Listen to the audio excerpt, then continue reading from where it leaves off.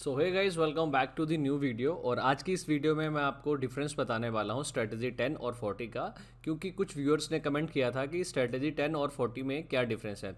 हालांकि दोनों ही strategy make to stock strategies हैं, बट इन दोनों में ऐसा क्या डिफरेंस है जो एक दूसरे से इसको डिफरेंट बनाती है। तो उसी पर्पस को सॉल्व करने के लिए मैंने आज एक वीडियो बनाई है। तो इस वीडियो में मैं आपको दिखाऊंगा कि स्ट्रेटजी 10 स्ट्रेटजी 40 से कैसे डिफरेंट है। तो स्टार्ट करते हैं मटेरियल से। तो सबसे पहले हम केस लेंगे, दो डिफरेंट मटेरियल लेंगे, उन दोनों में मटेरियल में एक में स्ट्रेटजी 10 असाइन करेंगे और दूसरे वाले में स्ट्रेटजी 40 असाइन करेंगे। फिर उसके बाद उसके अगेंस्ट में एक सेल्स ऑर्डर बनाएंगे और देन उसके बाद ये प्रोसेसिंग करेंगे, ताकि आपको पता चले कि एक्चुअल में फैक्ट क्या है इसके पीछे का। तो स्टार्ट करते हैं मटेरियल से। तो मटेरियल मैंने यहाँ पे ओपन कर लेता हूँ। तो ये रहा मेरा फर्स्ट मटेरियल, जिसमें मुझे यहाँ पे चेक करना है कि इसमें स्ट्रेटजी कौन सी असाइन है।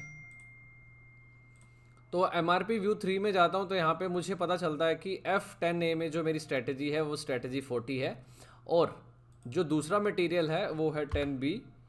तो B में जाता हूँ मैं, और B में मेरे पास जो स्ट्रेटजी है वो है 10। तो दोनों मटेरियल में डिफरेंट स्ट्रेटजी है। अब दोनों मटेरियल में स्ट्रेटजी डिफरेंट है, और दोनों मटेरियल के अगेंस्ट में मैं सेल्स ऑर्डर क्रिएट करूँगा। ठीक है। तो सेल्स ऑर्डर क्रिएट करने के लिए मेरे पास ट्रांजेक्शन है VA01। यहाँ पे मैं एक स्टैंडर्ड ऑर्डर बनाऊंगा, और यहाँ पे मेरा ये sold to ship to party आ गया। रेफरेंस के लिए ऐसे लिख देता हूँ कुछ। और यहाँ पे मेरा ये मटेरियल आ गया 10A और ये 10B। क्वांटिटी आ गई दोनों में। एक में 10A में लेता हूँ 100 और 10B में लेता हूँ 150। ठीक है। इसके बाद आ गया इसका प्लांट। तो प्लांट आ गया 1810, और ये आ गया 1810 दोनों में। ठीक है। अभी मैं यहाँ पे एंटर क्लिक करता हूँ तो ये सारी इन्फॉर्मेशन मेरे पास आ गई। मैं इसका कंप्लीशन डॉक्यूमेंट चेक कर लेता हूँ। तो ये डॉक्यूमेंट कंप्लीट है, सेव कर देता हूँ। तो इसके बाद मुझे जाना है अभी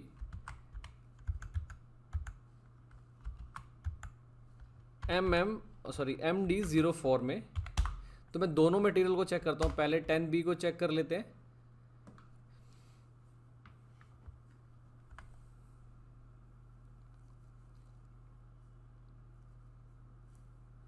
तो 10B के केस में मेरे पास एक सेल्स ऑर्डर आ गया है 150 का, जो कि हमने इसमें साइन किया था। सेकंड रो थी, इसलिए 20 लाइन आइटम यहाँ पे आ गया है।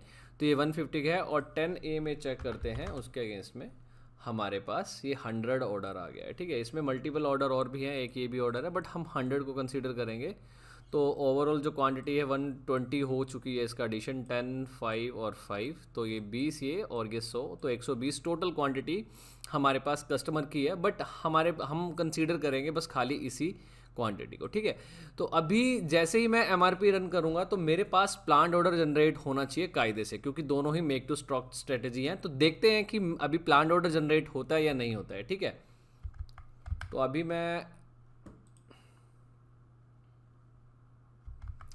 मैं इसकी MRP रन करता हूँ। MD02 में जाके मटेरियल 10A के अगेंस्ट में MRP रन करते हैं।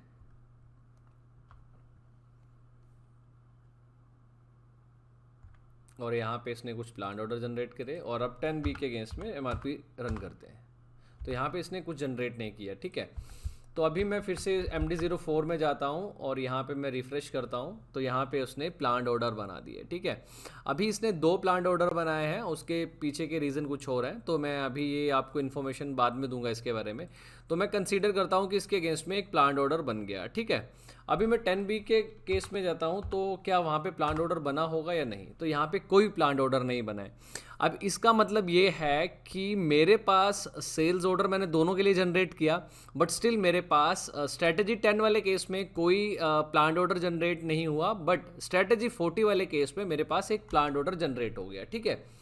तो मैं इस मटेरियल को एक बार फिर से दिखा देता हूँ। तो ये स्ट्रेटजी 10 का मटेरियल है, देखो 10B, और यहाँ पे स्ट्रेटजी 10 असाइन है।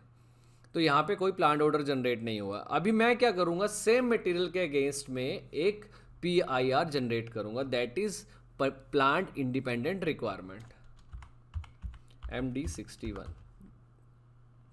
तो 10B पहले 10A के केस में लेते हैं।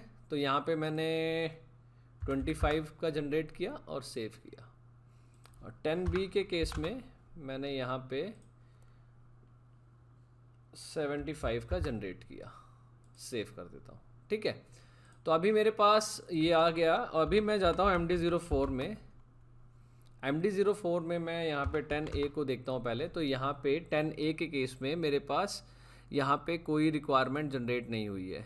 ठीक है, 10 के केस में यहाँ पे कोई भी रिक्वायरमेंट जनरेट नहीं हुई है। अब मैं 10B के केस में जाता हूँ चेक करने के लिए, तो यहाँ पे एक इंडिपेंडेंट रिक्वायरमेंट जनरेट हो गई है। ठीक है, तो इससे आपको क्या समझ आ रहा है? पहले आपको तो मैं ये बताता हूँ कि 10B के केस में एक इंडिपेंडेंट रिक्वायरमेंट जनरेट होगी और एक कस्टमर ऑर्डर जनरेट हो गया है।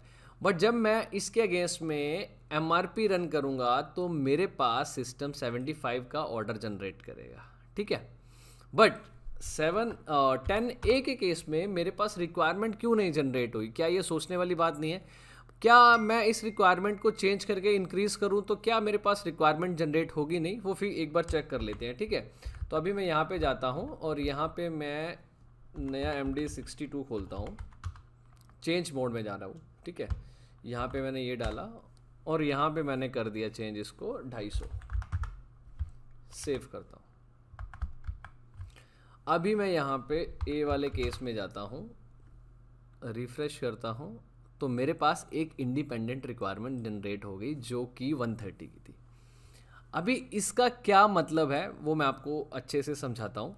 मेरे पास 250 की रिक्वायरमेंट है, कौन सी? इंडिपेंडेंट। और मेरे पास उसके अलावा कस्टमर ऑर्डर भी हैं जो हैं 100 का ये रहा, 10 का ये रहा और 10 का ये है। मतलब लगभग मेरे पास 2 प्लांट ऑर्डर बने 120 के और ये 130 की रिक्वायरमेंट।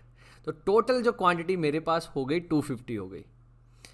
अगर मैं 10, 110, 120 और 130 को ऐड करूं तो ये 250 के इक्विवेलेंट होता है। तो सिस्टम क्या करता है, अभी मैं MRP रन करता हूं, उसके बाद आपको इसका एक मेन फैक्ट बताऊंगा। ठीक है, मैं फिर से MRP रन कर रहा हूं दोनों केस के लिए। 10A के लिए अभी 10A के केस में भी प्लांट ऑर्डर जनरेट हुए। अब 10B के केस में भी नए प्लांट ऑर्डर बने, तो अभी चेक करते हैं। ठीक है, तो अभी 10A का केस लेते हैं जो कि यहाँ पे ये था और बाकी ये रहे हैं। ठीक है, रिफ्रेश किया तो मेरे पास 3 प्लांट ऑर्डर बन गए। समझ रहे हो आप क्या फ़र्क है इसके अंदर? किस वजह से ये रिक्वायरमेंट के अगेंस्ट में 130 के अगेंस्ट में प्लांट ऑर्डर बना? क्योंकि अगर मैं स्ट्रैटेजी 40 की बात करता हूँ तो स्ट्रैटेजी 40 के केस में क्या होता है, जब भी मेरे पास रिक्वायरमेंट दोनों तरफ से आती है, क्योंकि जो स्ट्रैटेजी 40 है वो स्ट्रैटेजी 10 से इसलिए डिफरेंट है क्योंकि स्ट्रैटेजी 40 कंज्यूम PIR को भी करती है और सेल्स ऑर्डर को भी करती है, बट जो स्ट्रैटेजी 10 है वो खाली PIR पे डिपेंडेंट है। अगर उस पर सेल्स ऑर्डर आता है तो उसको वो एंटरटेन नहीं करती है, बट जो स्ट्रैटेजी 40 है वो उस केस में सेल्स ऑर्डर और PIR दोनों को एंटरटेन करती है। बट अभी इसमें प्रायोरिटी किसकी ज़्यादा है वो भी आपको पता होना चाहिए। तो जो प्रायोरिटी इस पे सबसे ज़्यादा है वो है सेल्स ऑर्डर की। अगर मेरे पास सेल्स ऑर्डर की क्वांटिटी ज़्यादा होगी तो ये जो हमारी PIR है इसको यहाँ पे निगलेक्ट कर देगा। अगर मैं यहाँ पे 130 और ऐड कर देता हूँ 100 वाले सेल्स ऑर्डर में, इस सेल्स ऑर्डर में 130 और ऐड कर देता हूँ तो ये इंडिपेंडेंट रिक्वायरमेंट को कंज्यूम कर जाएगा। तो वो देखने के लिए अभी क्या करेंगे, सेल्स ऑर्डर में जाके यहाँ पे चेंजेस करेंगे। सेल्स ऑर्डर है हमारा ये वाला 8, इसको मैं कॉपी कर लेता हूँ और एक फिर से खोलता हूँ इसको यहाँ पे VA02 एंटर। अब ये मेरे पास है 100, इसको मैं कर देता हूँ 230। मैंने 130 एक्स्ट्रा यहाँ पे डाल दिया है, तो क्या मेरी PIR चेंज होगी या नहीं होगी वो सिस्टम अभी आपको दिखाएगा। मैंने सेव किया। अभी मैं फिर से इस मटेरियल के केस में गया तो यहाँ पे मेरे पास अभी तक कुछ नहीं है। मैं रिफ़्रेश करता हूँ तो यहाँ पे जो है PIR को उसने कंज्यूम कर लिया, 130 की PIR को। तो केस कस्टमर ऑर्डर की क्वांटिटी इंक्रीज़ हो गई है। और अब ये जो प्लांट ऑर्डर बना है अब इसको भी मैं आपको दिखाऊंगा कि ये कैसे यहाँ से चला जाएगा। ठीक है, मैं अब MRP रन करता हूँ फिर से। MRP रन किया। अब यहाँ पे चेक करते हैं कि क्या हुआ है। कि ये 3 के 3 प्लांट ऑर्डर रहने वाले हैं, यहाँ से चले जाएंगे। तो सिस्टम ने क्या किया, एक 240 का प्लांट ऑर्डर बनाया और 10 का ऑलरेडी था, तो उसने 10 को कंसीडर करके बनाया। तो अब सिस्टम को पता चल चुका है कि जो उसकी PIR है उसकी कोई ज़रूरत नहीं है, क्योंकि सेल्स ऑर्डर की प्रायोरिटी हमेशा हाई रहती है। इसलिए जो स्ट्रैटेजी 10 है और 40 से बिल्कुल डिफरेंट है। Strategy 10 purely make to stock scenario, जो सेल्स ऑर्डर को कभी कंसीडर नहीं करती है, जबकि जो स्ट्रैटेजी 40 है वो सेल्स ऑर्डर प्लस PIR दोनों को कंसीडर करती है। तो ये डिफरेंस था स्ट्रैटेजी 10 और 40 में। तो इस तरह से हम डिफ्रेंशिएट करते हैं स्ट्रैटेजी 10 और 40 में। तो 40 में आपको मैंने क्या बताया, 40 की जो प्रायोरिटी होती है वो हाई रहती है PIR के कंपैरिजन में। अगर PIR की क्वांटिटी कम है और सेल्स ऑर्डर की ज़्यादा है, तो सेल्स ऑर्डर क्या करता है, PIR को कंज्यूम कर लेता है। बट अगर PIR ज़्यादा है और सेल्स ऑर्डर कम है, तो क्या करता है, एक सेल्स ऑर्डर के अगेंस्ट में जितनी क्वांटिटी है उसके अगेंस्ट में एक स्पेसिफिक ऑर्डर बनाता है, जैसे इसने यहाँ पे बनाया। और जो PIR जो पूरी क्वांटिटी 130 थी, तो उसने यहाँ पे 10 क्वांटिटी को रखा, क्योंकि 120 उसने कंज्यूम कर लिया, और 10 के अगेंस्ट में एक सेपरेट प्लांट ऑर्डर बना दिया। तो इस तरह से हम डिफ्रेंशिएट करते हैं स्ट्रैटेजी 10 को 40 के साथ। आई होप ये वीडियो आपको अच्छी लगी होगी। Thank you so much. Comment section में ज़रूर कमेंट करिए कि अगर आपको किसी और स्ट्रैटेजी का डिफरेंस देखना है, तो वो मैं डिफरेंस भी आपको दिखाऊंगा। Till the time, thank you for watching, have a good day, bye bye.